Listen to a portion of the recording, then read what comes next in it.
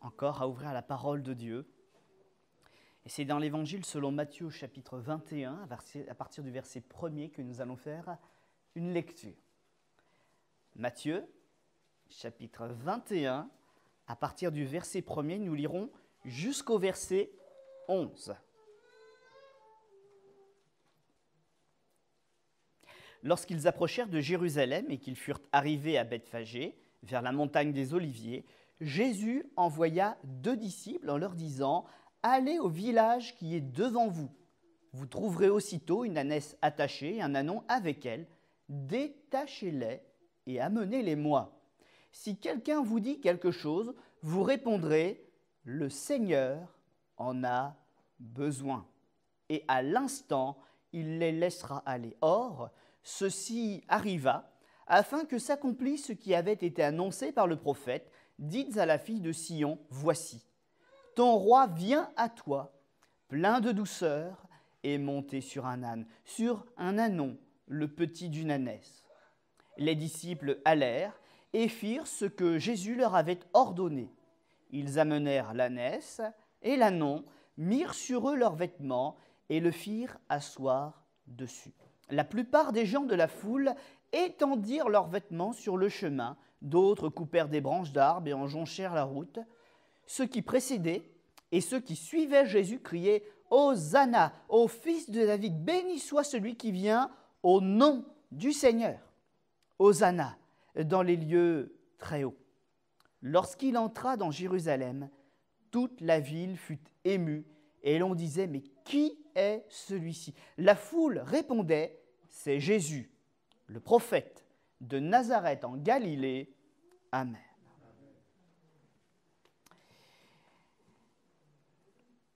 Voilà une entrée glorieuse pour celui qui est le véritable roi des rois, le Seigneur des seigneurs. Certains n'osaient pas aller jusque-là quand on voyait la personne de Jésus sur la terre agir. Certains se limitaient à dire déjà « c'est le prophète » parce qu'on reconnaissait déjà en lui une marque d'autorité et une inspiration qui n'était pas dans la bouche des autres, on va dire, hommes de charisme qu'on avait l'habitude de rencontrer à cette époque. Il y avait des rois, il y avait des empereurs, il y avait toutes sortes de personnes, mais un seul était comme Jésus. Un seul avait la carrure de Dieu et l'approbation de Dieu quand il agissait. Alors certains le disaient peut-être aussi pour ne pas entrer en conflit avec l'autorité romaine qui occupait le lieu à l'époque, pour ne pas aller à une confrontation politique. Mais en tout cas, on disait déjà, c'est Jésus le grand prophète. Et quand on l'accueillait, on n'y mettait plus que la marque de respect à un prophète.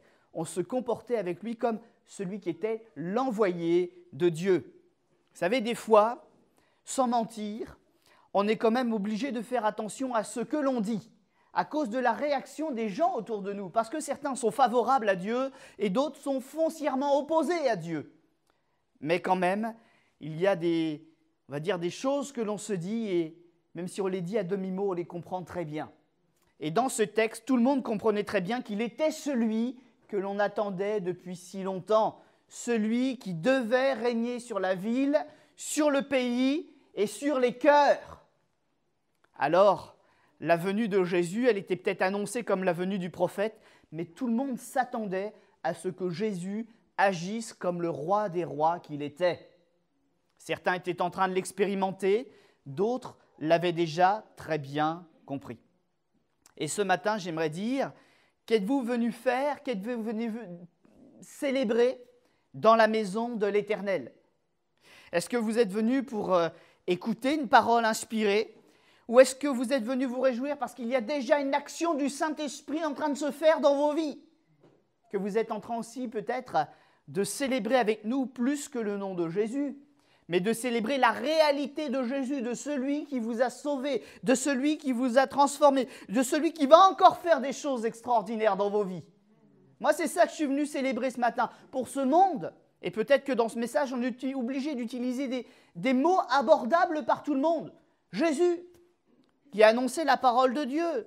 Jésus qui a été un rabbin. Ça, c'est les mots avec lesquels le monde peut comprendre ce que Jésus a fait. Mais comprendre ce qu'il a fait dans mon cœur, c'est tellement différent. Pour moi, mon Jésus, ce que je vis avec lui, il n'y a pas de mots pour l'exprimer.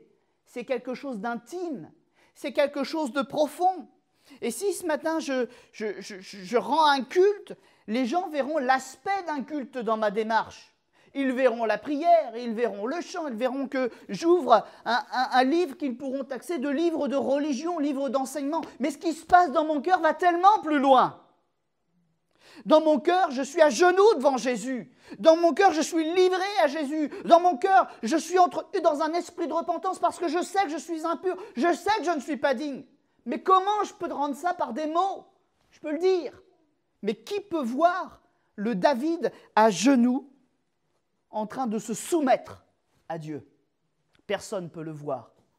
Mais dans mon cœur, c'est l'état de cœur, c'est l'état d'esprit dans lequel je suis venu ce matin. Je ne suis pas venu à un office religieux, je suis venu à la rencontre de mon Dieu. Et ce matin, s'il était décent de le faire dans ma culture, j'arracherais mes vêtements, je les jetterais par terre pour accueillir Jésus. S'il était décent dans ma culture ce matin, de faire comme d'autres ont fait avant moi, de prendre un sac de cendres pour m'humilier, pour me voiler, pour montrer mon indignité et prier en réalisant que Jésus est si grand et qu'il vient à ma rencontre, lui le roi des rois, je le ferai. Non pas pour l'aspect religieux, mais parce que c'est ce qui se passe dans mon cœur. Je sais que je ne suis pas digne, et pourtant il s'est approché de moi. Pourtant il me visite, pourtant il désire toujours me rencontrer. Alors ce matin, je suis dans la décence de ma culture, je suis dans les codes de ma culture.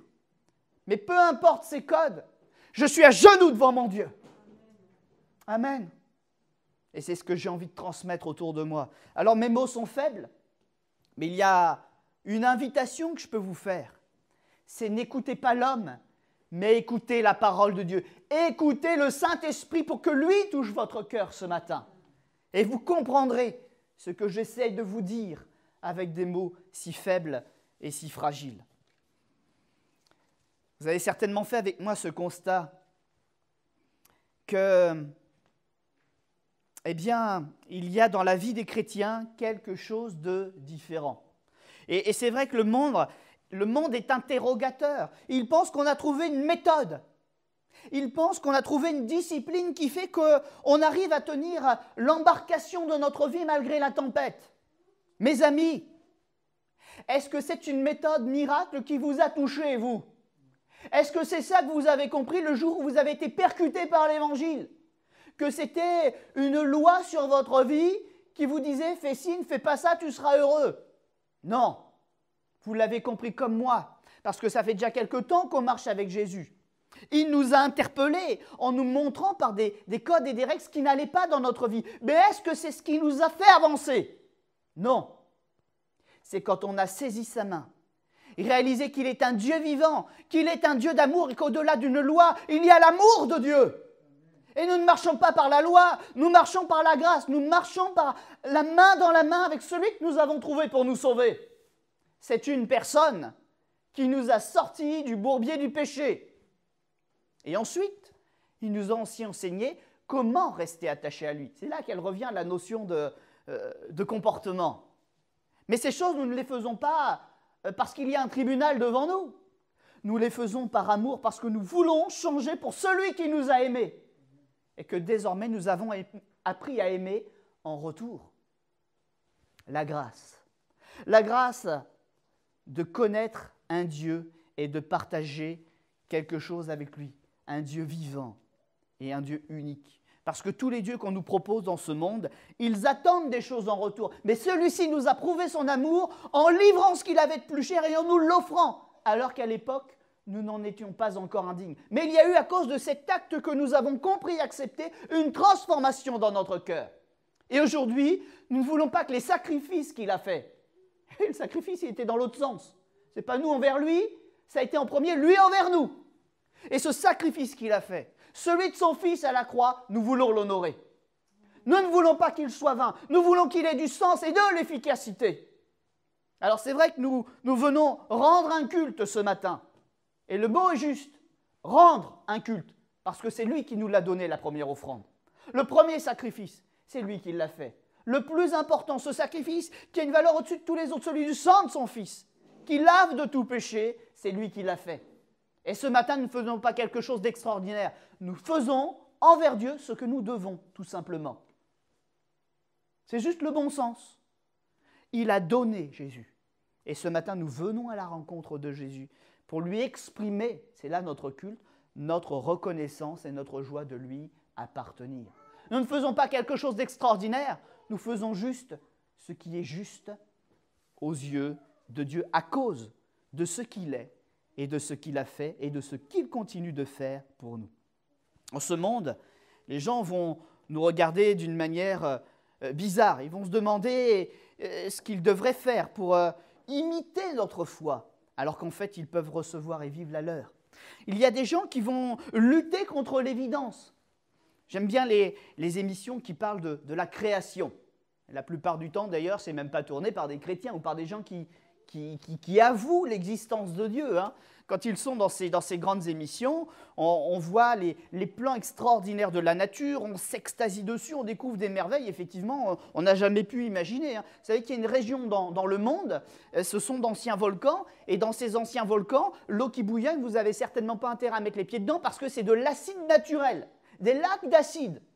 Il y a des choses qu'on n'aurait jamais imaginées comme ça dans notre monde. Et pourtant, ça existe. Et des gens vont les voir. Et quand ils les voient, ils ne parlent pas de Dieu, mais ils disent, il y a certainement quelqu'un ou quelque chose.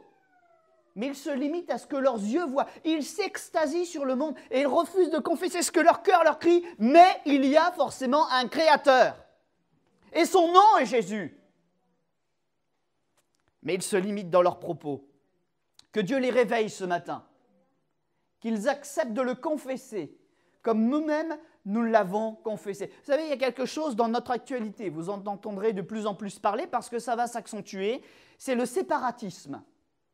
Et il y a des lois, il y a des réflexions, j'ose pas dire des affrontements, parce qu'il y a toujours des clans dans ces choses-là, au sein même de notre organisation politique française. Et certains disent, il faut arrêter de mettre trop la pression sur les ensembles religieux pour récupérer de l'autorité, pour trop les contrôler, parce qu'à un moment, il va se passer quelque chose, c'est qu'on va les ghettoiser. On va les renfermer dans leur bulle. Ils veulent participer à la société, mais comme ils ont une religion, on ne veut pas qu'ils exercent leur religion dans le social. Alors on est en train de couper la porte d'accès, la bonne volonté, l'élan de cœur de certains parce qu'ils ont une religion pour le faire. Ils ont une motivation, ils ont une conviction pour le faire, qui est autre que la conviction politique.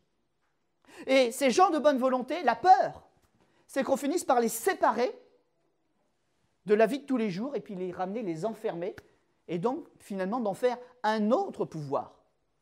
Et certains disent, mais ayez le bon sens, au-delà de leur conviction, de voir que ce sont des gens de conviction, mais ce n'est pas forcément à mal, ce n'est pas forcément des extrémistes religieux parce qu'ils vont tous les dimanches ou plusieurs fois par semaine à l'église ou parce qu'ils prient.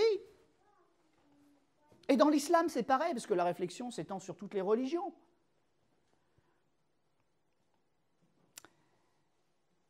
Mes amis, on est face à des défis.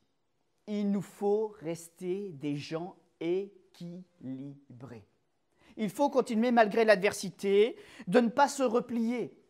Il faut continuer malgré l'adversité de rester des gens intelligents et ouverts de cœur et d'esprit. Parce que notre Jésus, c'est ce qu'il nous a montré. Est-ce qu'il a accompli toutes les grandes révolutions qu'il a accomplies en 3 ans et demi? Il a commencé par 3 ans et demi physiquement au milieu des hommes, son ministère, ça a été que ça, 3 ans et demi. Mais est-ce qu'il a remporté ces grandes victoires en se repliant sur lui-même et en repliant des communautés sur elles-mêmes? Non. Il a ouvert en grand leur cœur pour qu'elles puissent tous supporter et aller vers tous dans le respect. Et ce matin, si nous voulons que nos villes accueillent Jésus, si elles veulent être étonnées par ce qu'il est capable de faire par son règne, acceptons la douleur et la souffrance. Mais ayons aussi le discours qui va jusqu'au bout des choses. Confessons le nom de Jésus. Ne disons pas c'est une religion, ne disons pas c'est les évangéliques, ne disons pas c'est telle autre dénomination ou tel homme de prière qu'il faut aller voir. Mais disons que c'est Jésus qui transforme les cœurs et que son règne est le meilleur règne qui puisse exister. et il changera les cœurs et les vies. J'aimerais tellement, même si je sais que ça risque d'être difficile, de voir un jour de mes yeux une ville accueillir Jésus, en humiliant son cœur, confessant son péché, et que l'on vive une scène comme celle que nous avons lue dans Matthieu chapitre 21, que des gens l'accueillent de tout leur cœur en criant publiquement « Hosanna ». Gloire à celui qui vient au nom du Seigneur. Vous voyez que même dans la plus grande adversité, alors qu'il y a des occupants d'une autre nation, d'une autre mentalité, avec sa propre vision de la politique et de l'économie, il y a encore, par la puissance de Dieu, la possibilité de proclamer « Hosanna », d'accueillir Jésus et de voir son règne. L'entrée de Jésus au milieu de Jérusalem, c'est un événement absolument énorme. Parce qu'il amène toutes ces personnes à réagir, non pas vis-à-vis simplement de la personne qu'elles accueillent, mais vis-à-vis aussi du péché, parce que Jésus ne règne pas au milieu du péché. Et je crois qu'en voyant Jésus, certains déjà ont retrouvé l'espoir. Ils se sont dit, ou ils ont dit à leur cœur, effectivement, Dieu ne nous a pas oubliés. Il est là. Enfin, nous pouvons le voir. Enfin, nous pouvons l'expérimenter. Et ce matin, frères et sœurs, mes amis, c'est ce que Jésus s'apprête à faire. Pas tout seul. Nous voyons qu'il ne l'a pas fait tout seul, son entrée. Il l'a fait en confiant des tâches à ses disciples. Il l'a fait en confiant des tâches à ses disciples. C'est-à-dire, aujourd'hui, vous et moi. Il y en a un qui ira chercher l'annonce ce matin. Il y en a un qui ira préparer la foule et leur dire « Il arrive !» Il y en a un autre qui leur montrera comment on accueille Jésus. Un autre qui leur rendra témoignage et qui leur dira « Il est nécessaire que tu sois là quand il sera là. Ce sera peut-être la dernière fois. » Et nous savons que peu de temps après, ils ne l'auront plus vu de leurs yeux. Il leur sera repris. C'est peut-être la dernière fois. Mais en tout cas, tous les serviteurs de Jésus ont préparé sa venue pour le grand jour. Et personne n'aura pu dire, après ces événements qui vont en découler, qu'ils n'ont pas connu Jésus. Et je crois que ce monde, c'est pareil. Il ne pourra pas dire, nous n'avons pas connu Jésus. Parce qu'il y a forcément l'un d'entre vous, moi, l'un de nos frères et sœurs dans une autre assemblée, qui aura parlé de Jésus à ce monde. Mais il est important que nous allions au bout de la démarche. Jésus ne règne pas au milieu du péché, il ne règne pas au milieu de la souillure. Et nous ne devons donc pas édulcorer notre message. Nous devons l'apporter tel qu'il doit être apporté et aller jusqu'au bout de la conviction que le Seigneur nous encourage à avoir. Alors je sais que ce n'est pas facile. Je sais que c'est quelque chose qui demande des efforts, qui demande aussi de se préparer, de se renouveler dans la prière. Et dans tous ces événements-là, je crois qu'il y a, alors c'est peut-être pas des secrets, mais en tout cas, il y a des éléments de préparation quand même pour notre cœur. Il y a le fait, si nous voulons parler, d'être déjà en paix avec nous-mêmes et en paix avec Dieu. C'est impossible d'avoir une force de travail, une capacité de travail. Il est impossible que Jésus approuve ce que nous faisons si, déjà en amont, dans notre cœur, nous ne sommes pas en paix avec lui. Et ce matin, la première chose que nous avons à faire si nous voulons ouvrir notre bouche, c'est d'être remplis de la paix de Jésus. Être dans la plénitude du Seigneur. Et si vraiment nous sommes remplis de Jésus, si nous sommes en paix avec lui, si nous sommes en paix avec notre conscience, pour utiliser d'autres mots, au moment où nous en aurons l'occasion, il y aura un fleuve d'esprit qui sortira de notre bouche. Et dans le temps que nous vivons aujourd'hui, c'est très difficile. Je le disais encore tout à l'heure avec quelques personnes qui étaient dans un petit groupe. Quand nous sommes arrivés, enfin un petit groupe de 3 personnes avec la distance et tout, hein, je respecte parce que c'est enregistré, il ne faudrait pas dire quelque chose qui porte à confusion. Mais on disait qu'on est dans un temps où pour être vrai, pour être droit, pour être intègre, il ne faut pas se leurrer, c'est difficile. Personne n'est exempt de l'attrait du péché, dans toutes les maisons, dans tous les foyers, il y a des pressions. Et personne ne marche facilement avec le Seigneur. Si quelqu'un croit marcher facilement avec le Seigneur, il se trompe.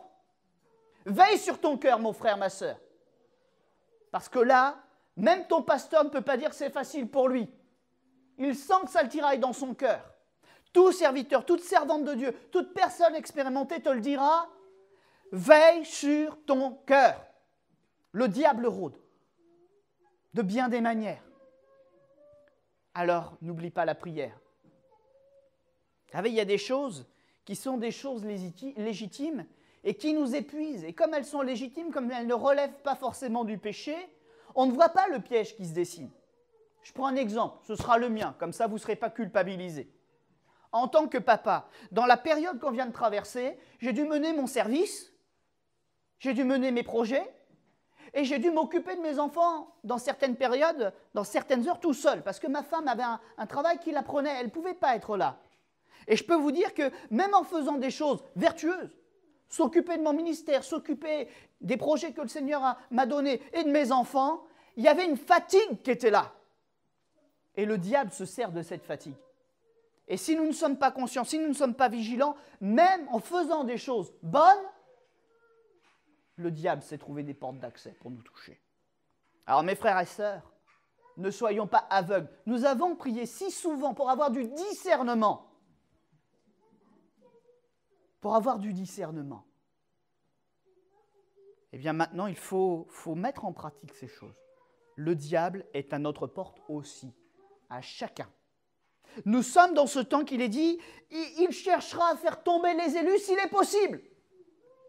Ben, c'est possible si nous, on n'est pas vigilants. Il faut un retour à la prière sincère. Ce n'est pas parce que nous écoutons des messages que notre Bible est bien ouverte. C'est à nous de le faire. C'est à nous. Et si nous sommes fidèles dans ces choses, on ne peut pas forcément y passer des heures, tous les jours. Mais si notre Bible est déjà ouverte comme il faut, un peu tous les jours, si nous avons un vrai contact avec Jésus, alors dans ce contact, le Seigneur pourra nous transmettre la force de vie dont nous avons besoin, la force de conviction dont nous avons besoin pour être en paix avec lui.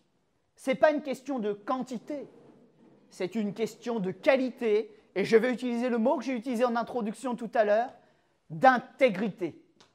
C'est dans l'intégrité que nous sommes forts avec le Seigneur. Quand une personne nous regarde et qu'elle voit qu'il y a un truc en plus en nous, ce n'est pas un trucage, c'est quelque chose de profond, c'est une relation. Ce n'est pas un truc, ce n'est pas une astuce pour bien paraître ou mieux paraître. C'est ça un truc, mieux paraître, une astuce.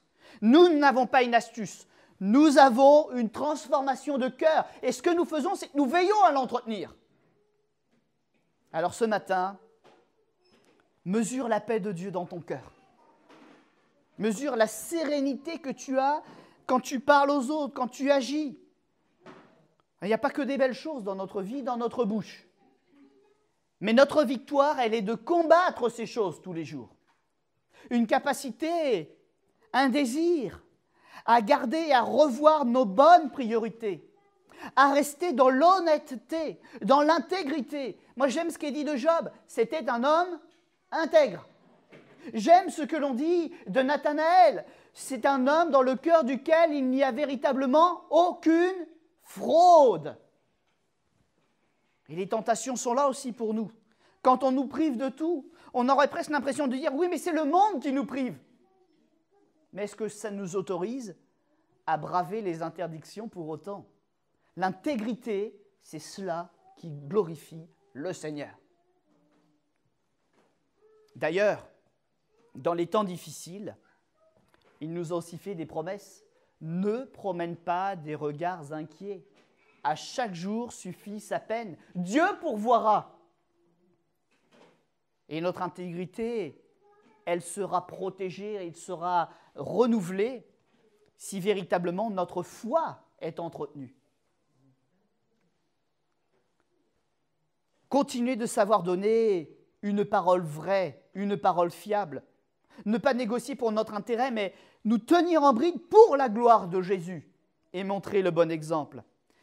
Tout à l'heure, en venant, vous savez que je n'habite pas très très loin. J'ai quand même l'occasion de croiser pas mal de gens qui sont sur les bords de mer avant d'arriver jusqu'ici. Et je les voyais tous là, collés les uns aux autres, sans masque, malgré encore la loi qui vient de passer, qui est tout à fait une loi de bon sens. Si tu es dans un lieu public, à plus forte raison un lieu étroit, ambigu, mets ton masque pour les autres et pour toi. Il en va de la santé de ton corps, de ta vie. C'est logique. Et les gens ne le respectent pas. Et en même temps que je voyais ces gens, je me disais, qu'est-ce que je suis heureux d'aller à l'église. Je ne vais pas me tracasser d'aller à l'église. Je suis avec des gens qui sont animés de l'Esprit de Dieu, je n'aurais même pas besoin de faire la police. Ils le feront parce qu'ils le font pour leurs frères, pour leurs sœurs, pour ceux qu'ils aiment, et parce qu'ils ont du bon sens. Non pas qu'ils sont forcément très intelligents, ni même moi d'ailleurs, mais ils le font parce que Christ leur a dit que c'était bon. Obéir à la parole de Dieu, ça nous préserve, au-delà de notre intelligence. Et j'étais heureux ce matin dans ma voiture de regarder ce que le Seigneur était en train de préparer pour moi et de me dire qu'il est bon d'aller dans la maison de l'Éternel. C'est lui qui me bénit. J'ai vraiment rien à faire, juste être présent à son appel. Et j'étais heureux dans ma voiture. Premier secret, première chose en tout cas, qu'il nous faut conserver, sur lequel il faut veiller, la paix de notre cœur. Peut-être aussi, quelque part par là, de réaliser la gratitude que nous devons avoir pour le Seigneur. Et puis, la deuxième chose est une chose qui nous rassurera toujours. Notre frère Raphaël, d'ailleurs, a apporté son premier message sur ce thème. C'est de réaliser qu'en tout temps, en tout lieu, en toutes circonstances, que je le vois, que je l'entende ou que je ne ressente rien du tout, mon Dieu m'a fait une promesse. Il est avec moi tous les jours jusqu'à la fin. La présence de Dieu. La présence. Ce n'est pas simplement un acte que moi je dois faire sur mon cœur, entretenir la paix, entretenir les bons sentiments. C'est aussi la présence de Jésus. Il y a l'engagement de Jésus, il y a la réalité de Jésus avec moi. Il est un roi, d'accord, mais c'est un roi qui s'est engagé. C'est un roi d'engagement, c'est un roi de conviction. Et il y a une chose dans ce texte qui m'a d'ailleurs rappelé un vieux cantique. C'est un roi dont je ne comprends pas le règne, parce que j'ai lu des livres d'histoire, hein, j'étais comme vous à l'école, j'ai ouvert des livres d'histoire, je vois ce qui se passe aujourd'hui, j'entends ce qui s'est passé il y a très longtemps. Les rois, si on veut leur parler, il faut prendre rendez-vous et c'est à nous d'y aller. Mais le roi Jésus, le roi des rois, c'est lui qui a choisi d'avoir des rendez-vous avec nous et c'est lui qui vient. J'ai jamais vu un roi comme ça. Un roi, on se déplace pour y aller. Il est roi. Et lui, il se comporte dans l'autre sens. C'est moi, qui ne suis qu'un serviteur, que le roi a choisi de venir. Il fait une pause dans ses emplois du temps, si on peut parler comme ça. Hein. C'est que Dieu est omnipotent, il peut tout faire en même temps. Il a de la place et du temps pour tout le monde. N'empêche que dans tout ce qu'il fait, il vient vers moi et il a du temps pour moi personnellement. Pour vous personnellement. J'ai jamais vu un roi comme ça. C'est peut-être la clé de son succès aussi. Puisque c'est un roi qui nous connaît, qui travaille avec nous, qui parle à notre cœur et qui nous prouve, hein, en nous parlant de notre péché, qu'il n'y a rien qu'il ignore de notre vie. Et quand il nous tend la main, quand on voit le moyen qu'il nous donne, qu'on l'utilise, ce moyen, parce qu'il faut l'utiliser, malheureusement, c'est l'échec de beaucoup. Ils savent ce que Dieu veut faire, mais ils ne veulent pas. Mais quand on applique ce moyen, on voit qu'il était fait exactement pour nous. C'est un Dieu du sur-mesure. Vous avez déjà vu, vous, un roi capable de gérer son pays personne par personne? Ça n'existe pas. Un roi comme ça, c'était les paroles du vieux cantique, ça n'existe pas.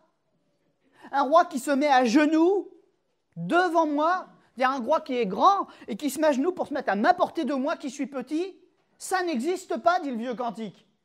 Eh bien, s'il y en a un, et c'est peut-être la révélation pour notre cœur ce matin, il s'appelle Jésus. Et ce qu'il faut faire, c'est réaliser qui il est et l'accueillir pendant qu'il est là, qu'il peut nous visiter. Parce que bientôt, bientôt, eh bien, ce sera un temps de ténèbres sur la terre comme la terre n'en a jamais connu. Si nous voulons la lumière, c'est maintenant qu'il faut la prendre. Si nous voulons connaître Jésus, ce n'est pas quand le mensonge et toutes ces choses seront au maximum. C'est maintenant quand on peut encore entendre sa voix. Parce que vous savez, le Seigneur nous a dévoilé comment ça se passerait à la fin. La vérité, il ne la retirera pas du monde, elle sera toujours là. Mais il y aura des esprits de mensonge. Et ceux qui sont faibles ou ceux qui ne veulent pas entendre entraîneront tous les autres à succomber au mensonge. Et tout le monde croira servir Dieu, parce que tout le monde croira être... Bon, je ne sais pas, d'ailleurs je ne l'ai jamais vu, donc je ne peux pas vous dire. Mais les gens seront convaincus que tout va bien, alors qu'ils vont tous vers la mort. Aujourd'hui, on peut encore faire la différence. Aujourd'hui, Dieu fait tout ce qu'il peut pour qu'on puisse faire la différence. Mais c'est certainement la dernière fois. Maintenant qu'il est là, maintenant que ceux qui le connaissent l'accueillent, nous pouvons faire partie du peuple qui l'accueille. Mais demain, qui sait? Alors aujourd'hui, c'est un appel à prier, à mettre en pratique et surtout à connaître le vrai Jésus, pendant qu'on peut encore parler du vrai Jésus.